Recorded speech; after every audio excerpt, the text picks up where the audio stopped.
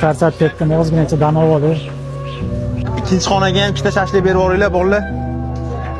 Chillashir, nima o'tiribsan? Odamlarga qaramaysanmi? Bola 10 stolga qara. O'tiraverasanmi?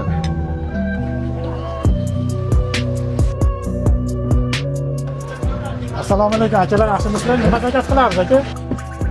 Hozir aytib yuboramiz, uka, ishingni qilib turib.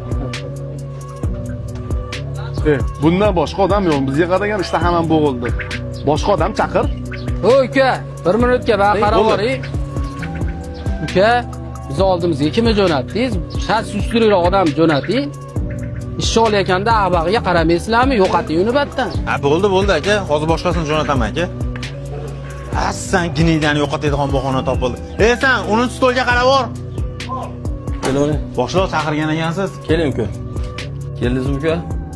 Mana aksentlarda kunlik ish haqi 200 mingdan, mana lobbidagi har doimgidek 300 ming berib qo'yasiz. Xo'p bo'ladi boshliq. O'zi shu masalada oldingizga kirmoqchi edim. Lobbiyadan ko'p shikoyat tushyapti. Hadamasa bo'lmaydi. Klientlarga yomon muomala qilyapti. Qolgan ishlarni pulini berib oling, lobbiyni menga chaqiring, o'zim gaplashib olaman.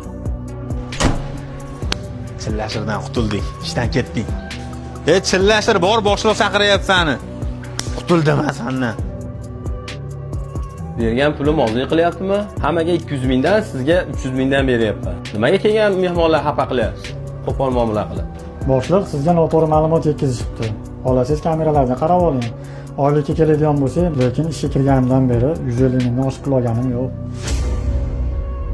Shunaqamidi? Dilshod tezda xonamga kir. O boshliq.